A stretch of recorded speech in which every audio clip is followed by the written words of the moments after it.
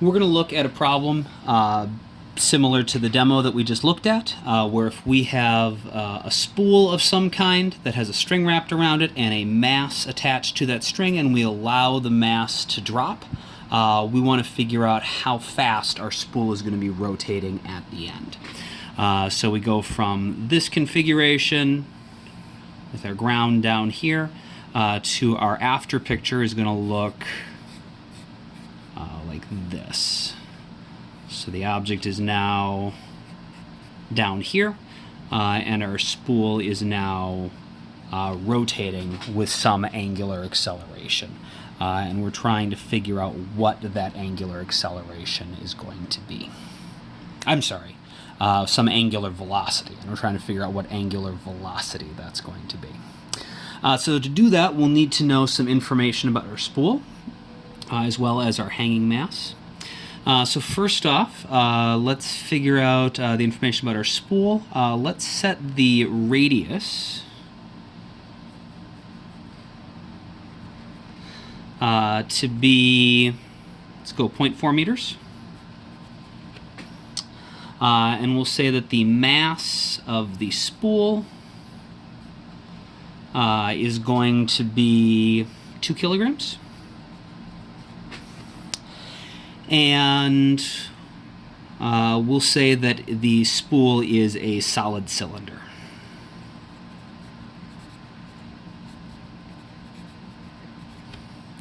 And the block is going to fall, so from here down to its final position, let's call that, I don't know, 0.8 meters. And we'll say that the mass itself, or the mass of the block, let's have that just be 0.5 kilogram. And assuming that we start from rest,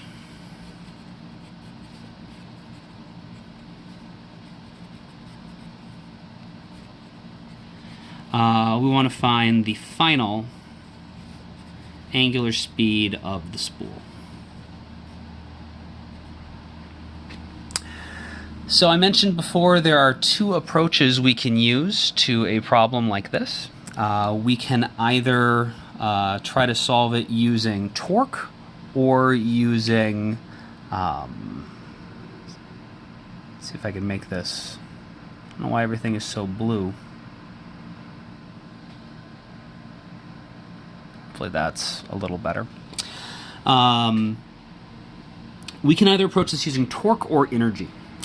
Since we're trying to find speed in the end, though, energy is going to be a better approach because we know energy, kinetic energy specifically, is directly related to speed, whereas torque and force are connected to acceleration. And so if we wanted to find the acceleration of the spool or the acceleration of the block, torque would be a better approach. Since we're looking for speed, energy is going to be a better approach. That said, both approaches work. And I'll show how to find both the velocity and the acceleration with energy here, and then in the next problem we'll come back and look at how do we solve this using torque. In terms of energy, we need to think about what kinds of energy we have at the beginning and the end. In the beginning, the only kind of energy we have is gravitational potential energy in our block. Our spool, I guess, is off the ground, but since the spool never changes heights, we're not really going to think about its gravitational potential energy. The only thing that changes height is the block. And so we're going to start with gravitational potential energy. And then in the block. And then that has to become a combination of linear kinetic energy as the block falls straight down, as well as rotational kinetic energy as the spool rotates. So we're going to have the kinetic energy of the block plus the rotational kinetic energy of the spool. And this is the translational or linear kinetic energy. And so I'm going to give you a second to pause the video and try to actually solve this problem. Try to figure out what the final angular speed is, and then we'll go over it in just a second. Okay, so if we know that this is our conservation of energy equation, we should just be able to go through and plug everything in. And so we start with the gravitational potential energy of the little block. That is going to be the mass of the, it's going to be mgh. So we need the mass of the block times g times the height that it's going to fall, which is this 0.8 meters here. And then that is going to, in the end, become translational kinetic energy in the block, which is going to be 1/2 mv squared, where v is the final speed that this is falling at, plus for the spool, we're going to have rotational kinetic energy. That'll be 1/2 I omega squared. For the spool, we know that the moment of inertia for a solid cylinder is 1/2 mr squared. I'm going to use lowercase m for the little falling block and capital M for the spool, just to make my life easy. The other term that we're going to need in here is we have both a linear speed and a rotational speed. And we want to figure out rotational speed at the end, and these two are related to each other. When the block falls, since it is attached to this string that is wrapped around the spool, if the block falls 1 meter, for example, then 1 meter worth of string has to come out, which means that 1 meter of the outside edge of the cylinder has to rotate, which means that the arc length is going to be 1 meter. And so we get the exact same relationship that we would relating the velocity of the block to the velocity of the outside of the cylinder, because however fast this block is moving, the outside of the cylinder must be moving equally fast because the string is attached to both of them. And so we know that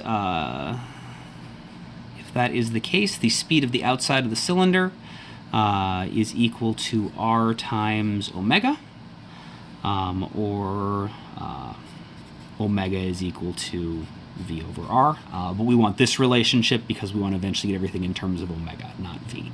So we're going to take this and plug it in for I. We'll take this and plug it in for v, and we'll see what we get. So we have mgh equals 1/2 mr omega squared plus 1/2 mr squared times omega squared. And so if we rearrange that a bit, we'll get, let's see, we can do mgh is going to be, I can pull my r squareds and omega squareds out to the front, times 1/2 of my little hanging mass, plus 1/2 times 1/2 is going to be 1/4 of the mass of my spool. Which means that the final angular speed should be, let's see, we're going to have mgh. We'll need to divide it by r squared, also by this term, 1/2 m plus 1/4 big M. And since omega is squared, we'll need to take the square root of this entire thing.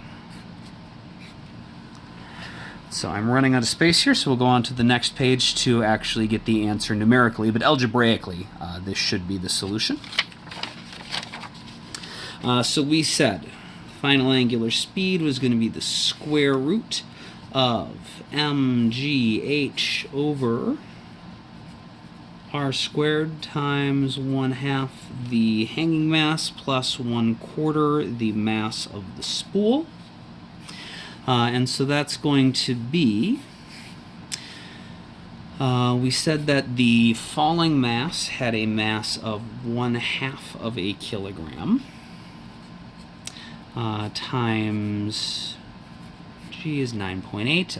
The height that we said it was going to fall was going to be 0.8 meters, divided by r squared. We said that r was 0.4. times 1/2 of our little mass, which is 0.5, plus 1/4 of our big mass, which was 2. And I now realize in my notes I made a mistake in my calculation here, so I need to quickly recalculate this. Just give me 1 second.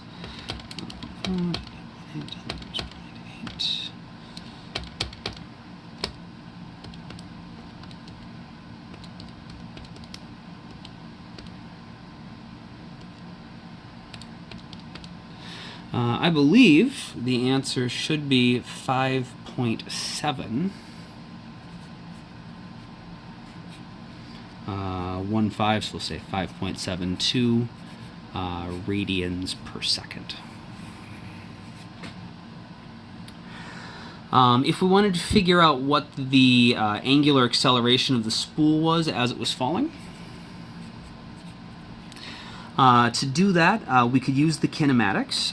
We know that our initial angular velocity was 0. We know that our final angular velocity was this 5.72. And then we need one other term, either the time or the displacement. We don't have the time or anything related to the time, but the displacement we should be able to figure out. If we go back to our original picture here, we notice that the height that it fell is going to be equal to the amount of string that gets pulled through, and the amount of string that gets pulled through is going to tell us what the how much string came off the edge of the cylinder. And so the total amount of cylinder that must have rotated, the edge of the cylinder, must be equal to the length of the string. And since 1 radian is just 1 radius worth of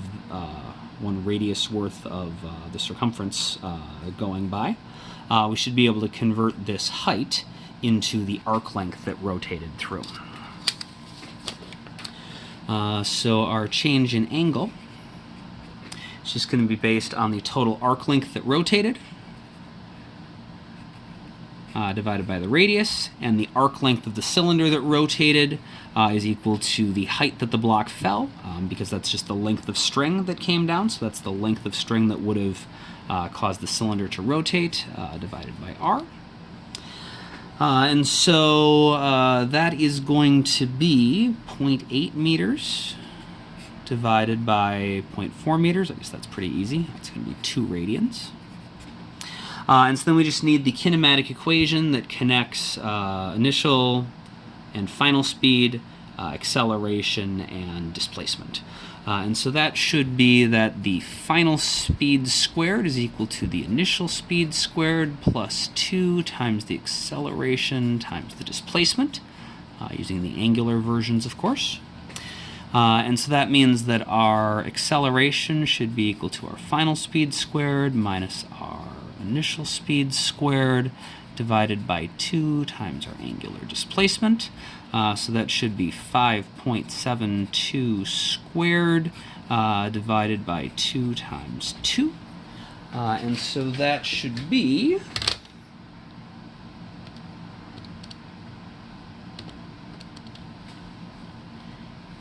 8.17 radians per second squared. And so that works. We can use energy to figure out both the final angular speed and the angular acceleration.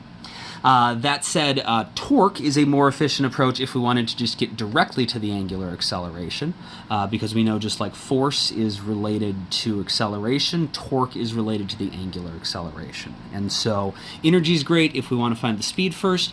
If we want to find the angular acceleration first, we'll use torque, and that will be the next video.